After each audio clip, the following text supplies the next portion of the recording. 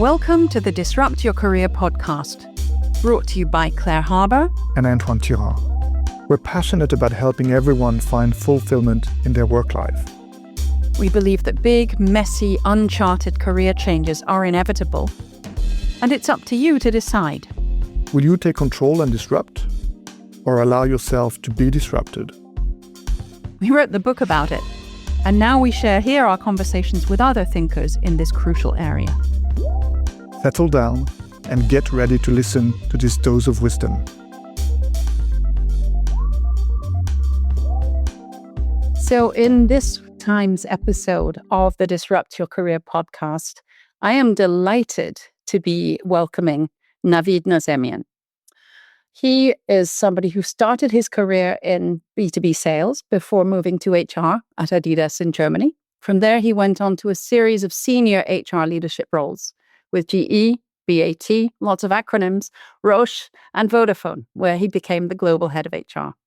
Today, he runs his own executive coaching practice out of Dubai and is the best-selling author of Mastering Executive Transitions, totally relevant to our scene. Navid, thank you so much for joining me. Thank you, Claire, for the warm welcome. And I am super stoked to have this conversation with you today. Wonderful. Thanks for your enthusiasm. Let's start with your career journey. You've worked with over 100 C-level executives worldwide, and you've spent years, of course, in HR leadership roles before becoming an executive transition coach. Explain to us to what extent you feel this progression in your career was by design or serendipity, and what have been your moments of greatest pride and biggest challenge along the way? Allow me first by admitting a little secret to you and to your listeners. I wish, Claire, I was that strategically foresighted 20 years ago to say, this is how I'm going to start my HR career at the pinnacle of it when I am announced as HR's most influential practitioner. I am going to step down. I will have an international best-selling book, and I will do what I love doing, which is just coaching and nothing else. I wish that was true. The real secret that I want to reveal today is it really didn't start like that. I really went in with what felt right for me at the time. And here comes my second little secret. Nobody wanted to give me a job in HR. This is the year 2002 when I finished my wonderful studies of international management foreign trade, of which, let's say 10% or less were dedicated to human resources. And at the time, I was based in Germany. And I think it's fair to say, as an HR practitioner, I'm allowed to say that the HR market in Germany was a lot more traditional at the time. And they just look at my resume, and if they were kind enough, they would ring me up to tell me that they have fantastic openings in sales. And if I was interested, they would be very happy to pass me on to whoever's in charge of those roles. But sadly, they couldn't consider me for any role in HR. And so, as the famous song from this rapper called Eminem says, it takes one chance, one opportunity. And that opportunity was given to me by a lady named Dania Frech. She became my very first line manager in the HR world. And she gave me that opportunity. And she said, look, first thing is I will hire you at the lowest level possible. So my job title at the time was assistant HR manager. And let me also say that you will not get any cookie points for the 6 years you've spent in sales. So you will have to perform right from the outset like any other hire that is being recruited into the organization at that level. And if anyone was questioning my decision as to why on earth I hired you, my line of defense is you will be the first HR person that I'm hiring into HR without any prior HR experience. But you will be at the same time the first HR person that I'm hiring that has been selling our products. So that was the very beginning, and the rest is history, as we say. Beautiful. I love that. A mix of very tough taskmaster and also an opportunist who saw a way of already transgressing these typically heavily walled borders between different functions. And it worked out beautifully. As you've made the major transitions, how did you find that you redefined your professional identity? I guess one thing that really made it super hard for me was that in those 26 years, I worked in 7 different industries. A fun fact about my career, I never repeated the same industry. So I started in retail, then I went to events, then I went to sporting goods. From there on, I moved to commercial finance, fast-moving consumer goods, pharmaceuticals, and the last 8 years I spent with Vodafone, which is a telecommunications company. So I made it really hard for myself because each time I had to induct myself into a whole new sector and industry. I had to understand what are the dynamics of this particular industry and how does it equal or differ from the previous industry or industries I've worked at. And at the same time, I don't have to tell you that every single one of those companies in those industries really believe that they are so unique that there is a single best practice that you can apply to them that you might possibly borrow from another industry. And so, of course, that was my bring it on kind of challenge. And I think I was pretty successful in really seeing through the various lenses of those particular industries and then determining which one or two practices can be, with a bit of a shape shifting, bring into this organization in this new industry. And believe it or not, sometimes there is this what I call insularity of worldviews that is very common in a particular industry. I think pharmaceutical industry is one of those. And another one I never worked for, luckily, but financial services is famous for really looking only at top people from within the same industry. They are unlikely to hire anyone at the senior level from outside their own industry. And so it was really interesting and exciting for me, although it was a hard uphill battle at times, that I went through this. And I think I did it with grace and a lot of courage.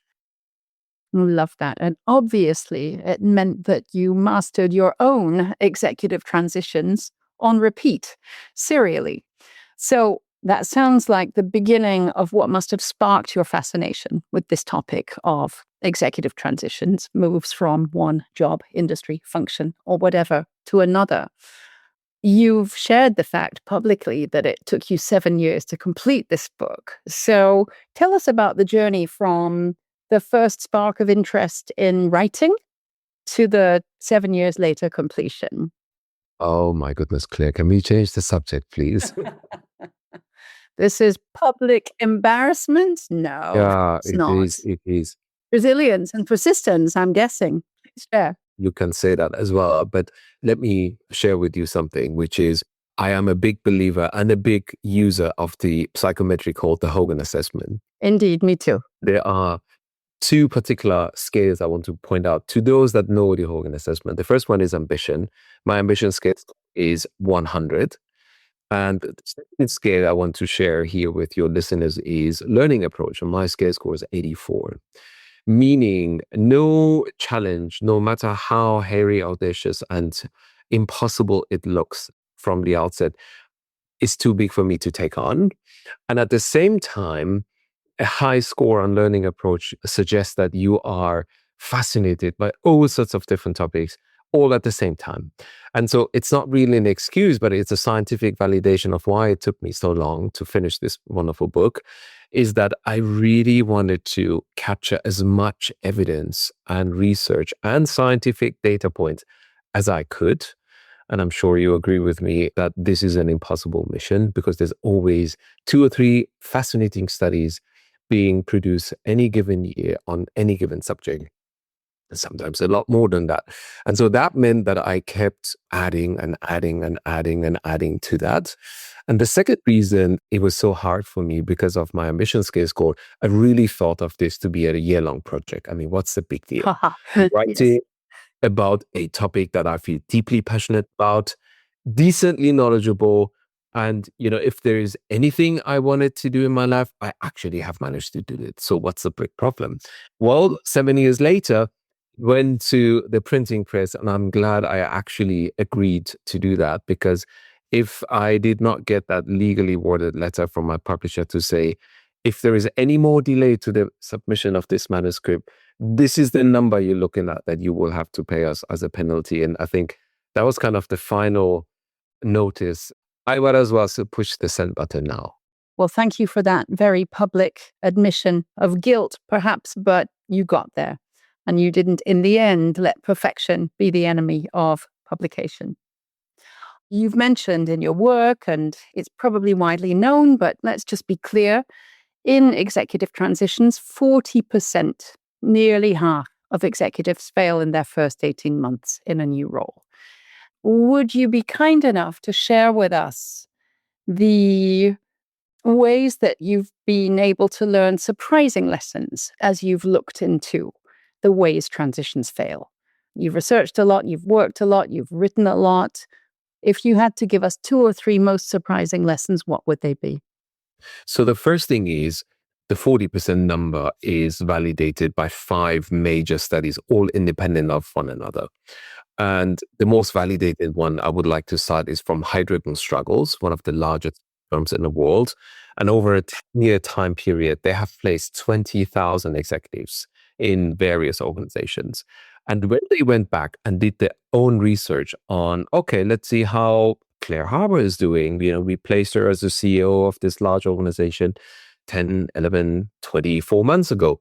They found out that 40% of those executives did not make it. And so that is one of the most validated studies. I mean, someone challenged me recently at a webinar, during a webinar, and said, oh, has this been done in a clinical trial with a blindfolded this and that? I said, look, I wish all the studies that every other author cites has a sample size of 20,000 or more, right?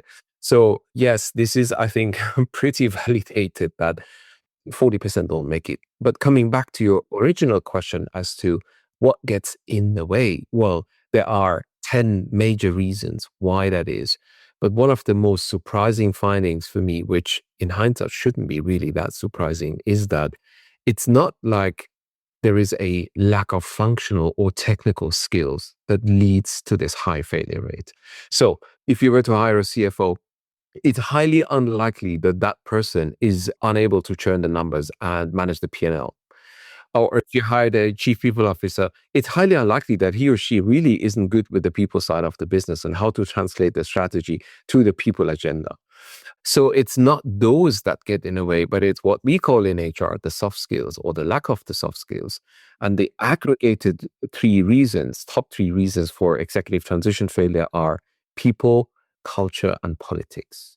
And the latter is the most surprising one because, of course, when I have these very friendly conversations with CHROs most often, sometimes with CEOs, they do not admit that there is any politics in their organization. It's always the competitor's problem. Oh, yeah. But the reality is, as soon as you hit the C-suite in any large major organization, expect politics, or as Michael Watkins, a fellow author, calls it, the corporate diplomacy challenge.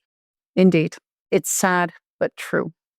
So let's think about a leader in transition, somebody who's come into the organization. We've probably, most of us, read or thought about this notion of the first 90 days. But your big statement is that it's all left to the leader to do. What's missing in the traditional approach that we read and write about? And how do you see organizations best supporting leaders in transition? So, there's a lot to unpack here. So first off, I do not want to belittle the brilliant idea of the first 90 days. And I have to correct you on one number you mentioned before, which is, of course, 100 C-suites. It's by now more than 300. Beautiful. The 100 number was probably accurate, 5 years ago. But the reality is clear that the double diamond framework of executive transitions that I describe at full length in my book has 7 phases, consists of 7 phases, of which only one is the first 90 days. So that is my kind of baselining as to why a typical first 90-day or 100 or 120-day approach is nowhere near sufficient for someone at the top of a house to transition most successfully. So that's the first thing. The second thing is, at that level, a transition is more of a 12 to 18 months job. I yet have to see, and I've done this now 300 times over, any executive that is done kind of as the book suggests, you sit on your hands, you look around, and on day 1, you start to go, and then on day 90, you're done. It just does not work like that in any large organization. at the C-suite level. And so again, what most people forget, and I have seen shocking examples of large organizations applying the first 90 days for the top level leaders, is the subtitle of the book, which says critical success strategies for leaders at all levels. Now, what is written for all levels of leadership cannot be fit for purpose for the C-suite. So that's the other reason why that is the case. And lastly, if you were to think about the top 3 group reasons for executive transition failure, one of the, and only one of the elements of the Double Diamond framework looks at what I call the 5 C's. So these are culture, commitment, circles, context, and confidence. Now, what I do with those 5 C's with an executive leader that is being coached by me is to explain to them what I mean by those 5 words, and then give them the homework to go into a bit of a reflection mode and jot down how is the context of the new role, potentially in the new organization, different than the one that they were just promoted from. How is the culture of the new organization based on everything they know so far? If they are new to the company, they will have little data points to apply, but still they will have had multiple rounds of interviews. They would have had a briefing by their search firm partner. They would have done their own research. And there is obviously publicly available information about every large organization out there. So how's the new culture going to be different than the culture of the previous organization that they were headhunted from? And so you see how they do the work on their own. And then when they come to the actual conversation, we unpack those 5 C's and look for mitigation strategies as to what is the mitigation strategy around this new context being fundamentally different from the previous one. And this is just one of the many exercises I conduct with those leaders. And this is the one that really pays a dividend on those top 3 groups reasons for executive transition failure. Fascinating. I was thinking, as you were mentioning, the different sort of sources of information. One of the things that Antoine and I are very keen on is much research on the culture before even accepting the role, because sometimes it just isn't a fit. And that's not necessarily what the headhunter or the hiring CEO is going to be wanting to portray. So that deep research and reflection, whether before or during the transition, is indeed so, so important. And if I wanted to conclude with your other part of the question was, what are some of the best practices that organizations can see, Claire? When it comes to basic onboarding, which is kind of the idea of the first 90 days, most companies are pretty decent at it. So when we look at administrative arrangements, you actually have signed your contract before you start on day one. You have been background screened if that's what is required in the industry that you're being hired into, and so on and so forth. 88% of all companies get that right, which is a big question for me. What the heck are the other 12% doing here? As we then move on and look at business orientation, this is my favorite. One of the companies I used to work for, I won't mention the name, they were brilliant at this. They called it the perfect day one, meaning you get there on day one, all your devices will be handed over to you, all your systems have been set up, you have a working email address, brilliant. And you get a full day of orientation around the strategy of the firm, the marketing side of it, the customer side of it, the product side of it, and all that. Good. 86% tick. Again, what the heck are the 14% doing here that aren't getting that right? That gets us to legal and procedural formalities. Yes, background screening, right ID, this, that, 85%. But as soon as we start to move into what I call in my book, higher value activities, the number starts to drop to 52%. So suddenly only 1 out of 2 companies get that right, which is aligning expectations with your direct reports and your line manager. Only 52% get that right. Next level activity, higher up, organizing meaningful meetings with key stakeholders. And allow me by saying, what that means is that someone in HR or someone who's knowledgeable enough has been sitting down and mapping the stakeholder universe as per the C-suite role in the same organization. Only 1 out of 3 get that right. And if we move to the highest level activity, highest value activity, it's about facilitating cultural familiarization. And only 29% of companies get that right, which essentially means that, if you look at the bare basics, 8.5 to 9 out of 10 get that right. But as soon as we start to move into high value activities as to what can organizations do to support the incoming executive, it drops anywhere between 29 to 52%. That is a sad indictment, but definitely a reflection of what we meet in terms of our coaching clients and so on, isn't it?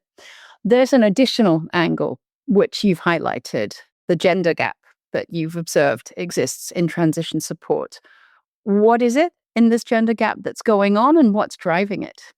That was actually the trigger point why I got this legally worded letter from my publisher, because I just got my hands on this fantastic study. It's called the Executive Transition Study, and the publisher of that study is DDI, or Development Dimensions International.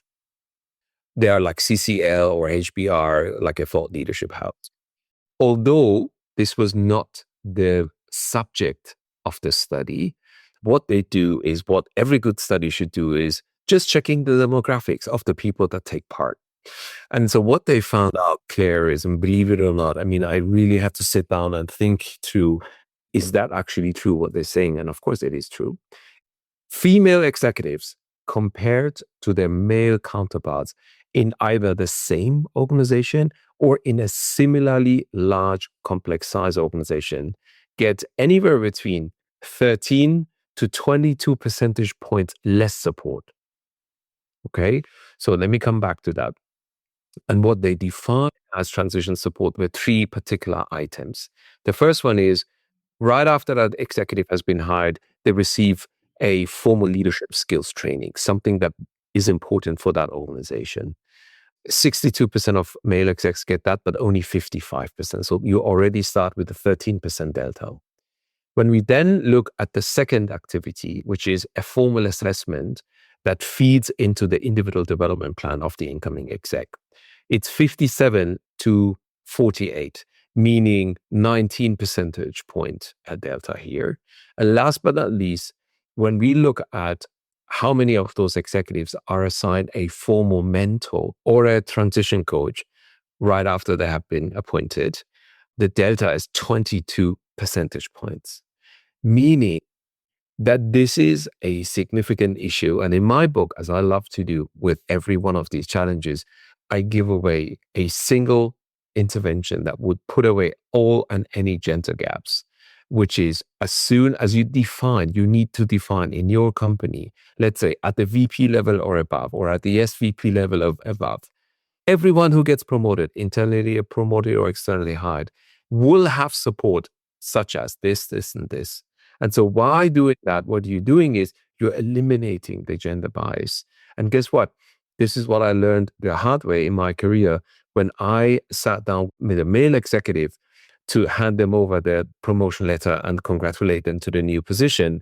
They were very much demanding things that were not even considered as part of the package. When I did the same with the female executives, they were much more decent and reasonable and grateful for the opportunity. Gratitude is a double-edged sword, no doubt. Exactly. And this is my justification or my reason, although the study didn't explore the reasons why there is the delta, for why the male executives are getting a lot more support, because my guess is that they are much more demanding, saying, okay, great, you gave me the big promotion. When am I going to go on my big leadership training program? When am I going to start seeing some resumes of coaches that I can select to support me on my journey? Sad, but horribly true. Navid, would you take us through at least a top level version of the Double Diamond framework? You've said that it's got 7 angles, call them what you want, one of which is the first 90 days. Can you either take us through one by one or illustrate the framework, perhaps with an example from your coaching work at some point? How much time would you like me to spend roughly there, Claire? Oh, about 30 seconds, but tell us everything. I will make an attempt in 5 to 7 minutes. So 7 phases. And here's another little secret for your audience, because my brain will never remember more than 3 things at the same time. I actually used the first letter of each of the 7 phases. If you were to use the first letter, it makes the word diamond. So that's how I actually remember podcasts on conferences and so on, what the heck I'm talking about. So first phase, discover. This is the brilliant work of a gentleman called Michael K. Burrows, someone who I've been known to for over a decade now. He wrote an amazing book called Before Onboarding, Critical Success Strategies to Apply Before You're Being Hired. And for reasons that are unknown to me, that book was never as successful and famous as the first 90 days. And this is the first phase of my framework, which essentially is day minus 90 to day 0. Again, clearly it's beyond me why any executive must sit on their hands, waiting patiently until it's day 1 so that they can get going and that can onboard themselves. Typical activities, you reach out to your predecessor if it's appropriate, if they're still involved. You reach out to your future team if it's considered appropriate and in line with the culture of the organization. You certainly will reach out to your future line manager. And you may also be able to do that with the peers that you will be a member of that same leadership team. You will start, if you're the incoming CEO, you will start conducting your interviews with the board to really understand the 5 C's and more about this new role and the new organization. So that's what happens there. That gets us into your typical first 90 days, and I call that phase immerse. So that is your day 1 to day 90. I think is pretty obvious what you should be doing there. Not taking major decisions unless the ship is about to hit the iceberg, not making big commitments and big statements because you're supposed to be a fly on the wall, and really understanding the culture before you make any suggestions. In my book, I speak about you have to earn the right to bring about culture change, and you earn the right in your first 220 days. So that brings us to phase 3. Adapt is what I call this phase. This is the phase roughly day 90 to day 120. So this is your 4th month in a row. And the idea behind this phase is that there will be elements of the organization that you must adapt to. And depending on how high you are in the seniority ladder and what is the mandate for which you have been brought in, there may also be an adaptation required by your leadership team and the organization to new ways of working, to potentially introduce a new culture to the organization. That gets us to phase 4 of the framework. I call this phase mobilize. This is month 4 to month 6, roughly speaking. This is the phase, and again, I yet have to see a C-suite hire that is hired just like that. There's no mandate for anything to change. There's no transformation on the agenda. There's nothing big to be changed. And so let's assume that is the case. This is where you need to start to build the case for change.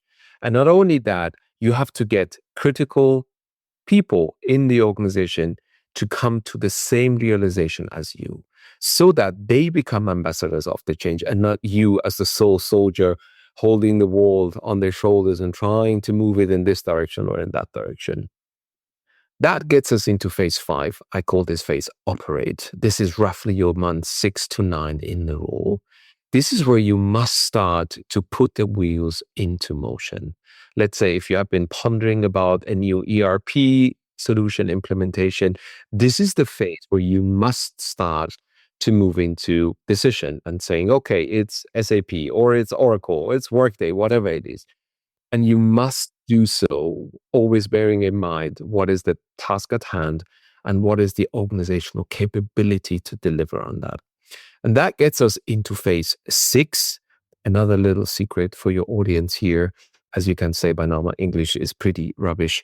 And I did have to use, this was in the pandemic as I finished my book, at the good old Webster's dictionary to go through all the words. I knew I needed a word starting with N. I just didn't know what word it's going to be. And nourish is the word, which I didn't even know then at the time. So nourish means this is your month 9 to 12 into the new position. You must demonstrate to the organization that everything else you have been doing in the prior 5 phases will now start to come to fruition. That, let's say, and I use the example of Hannes Ametsreiter, who became the CEO of Vodafone Germany. I think we had something like 14 quarters of declining revenue and profitability in that business. And this was his first month of a first quarter where our market share and revenue was not dropping, but it started tiny bit to go up. And this is the belief that you must create in the organization so that so even your sharpest enemies in the organization have to admit that the new strategy, the new direction of travel is actually working. And that gets us into the 7th phase. So we are at the D, double a diamond is the word. And this phase is called develop. And this, Claire, with the first phase and the 7th phase are the ones that are most often skipped, unless there is a transition coach working with the leader. Because the first phase is we are highly likely to learn from our mistakes than from our successes. And this is a final session that I would conduct with the executive to say, okay, let's unpack all of that and more. Because what I would love for them to do is next time they go through an executive transition, they are embodying what is the learnings of the previous transitions. It won't do justice to the framework, but that's just a high level run through the double diamond framework. There are 2 more components to that. The first one is optimizing the energy levels of the leader. I have seen it far too many times, Claire, that the midnight oil is burning in the corner office after someone has been appointed. All they do, which is human nature, is to try to give more time to their transition rather than thinking about, actually, I am unlikely to be at my best with 3 or 4 hours of sleep for 4 weeks in a row. So what is it I can do about my energy levels and optimizing those that will actually give me a better presence and better focus and better decision making? And then the last part of the double diamond framework is to accelerate and de-risk a transition by working with someone like us who is been there and done that and is a qualified and professional support. So that is, in a real nutshell, the double down framework. Well, you make a very compelling case for getting transitions right. To an extent, you could say it's a no-brainer, even if an awful lot of organizations are not making it right yet. So what's at stake in terms of costs, performance, organizational impact if leaders don't get the right support as they go through this transition? One of the very first projects I was mandated to take on when I started my first HR role with Adidas was to look into attrition and to solve the attrition dilemma. And at that time, it was universally accepted that an attrition that is unwanted roughly costs the company 1.5 to 2.5 times the salary of the employee. Because there's all these various opportunity costs that you must factor in. Someone who's not performing, the rest of the team needs to take up the slack. Then the person either resigns or is being fired. And that means that there will be a period of vacancy. And so again, the team needs to step up and they're already probably overworked anyhow. Then there's the cost of the hire and the induction time and all those various factors, 1.5 to 2.5 times the salary.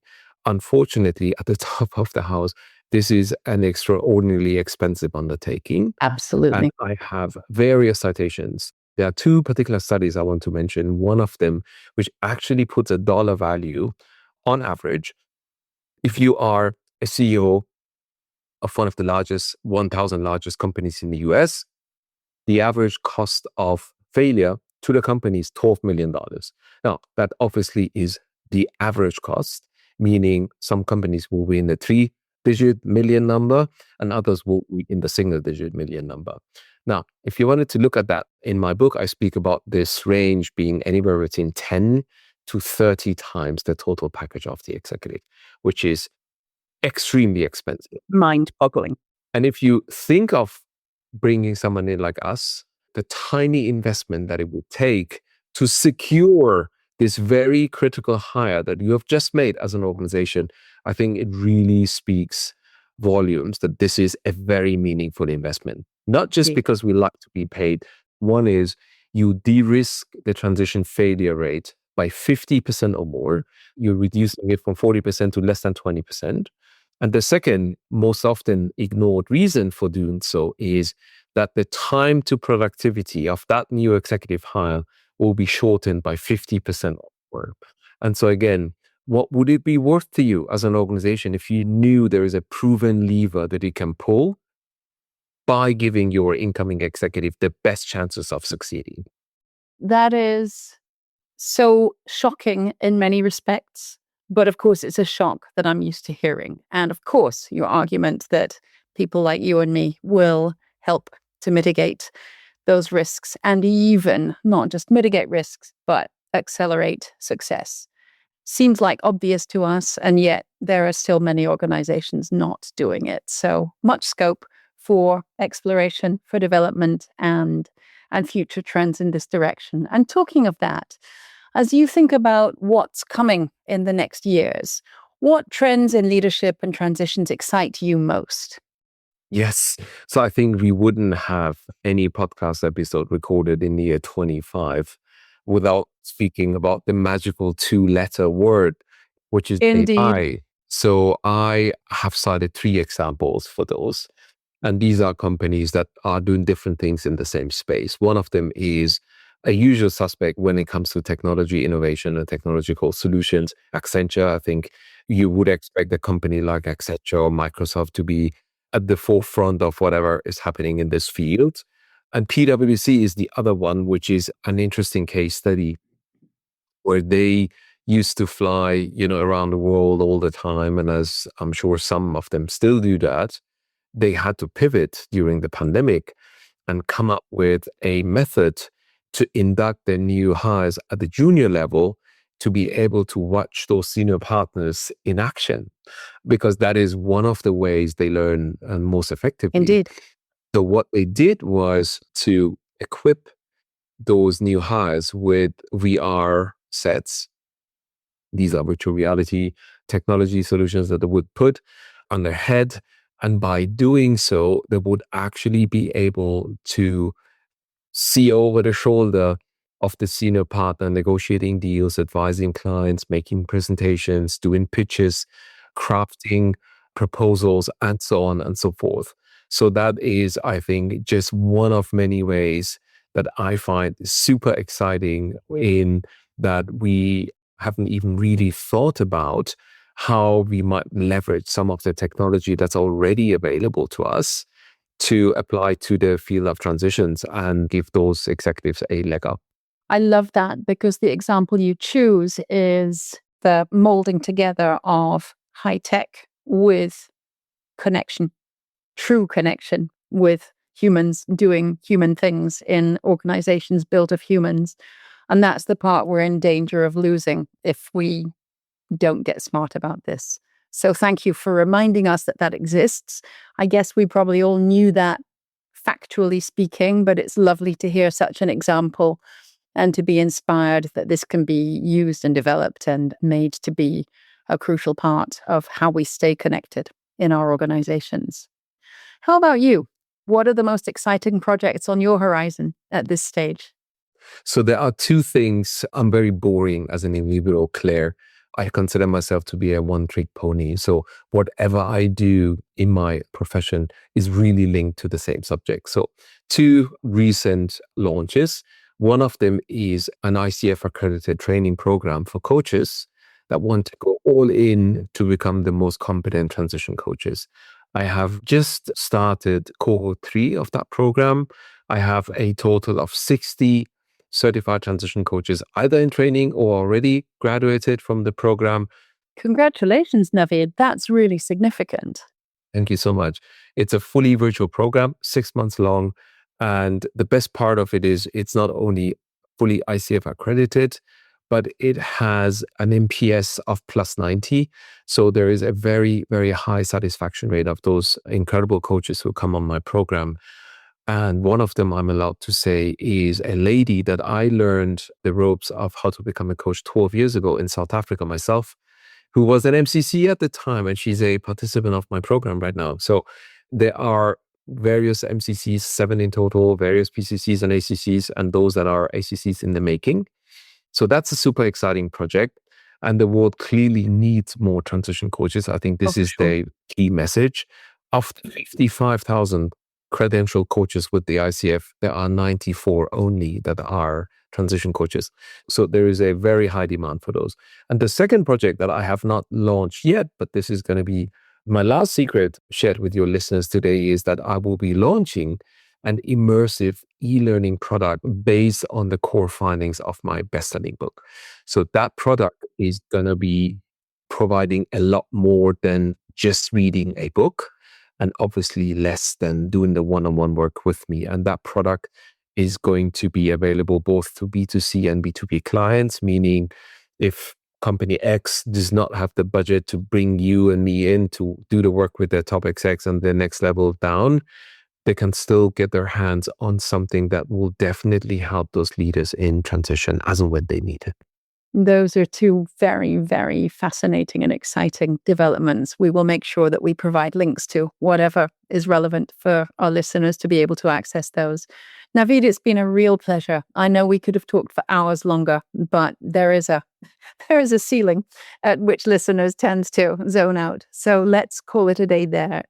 It's been very kind of you to spend the time, to be so open, to be so honest and vulnerable, and it's been an absolute pleasure. Thank you so much.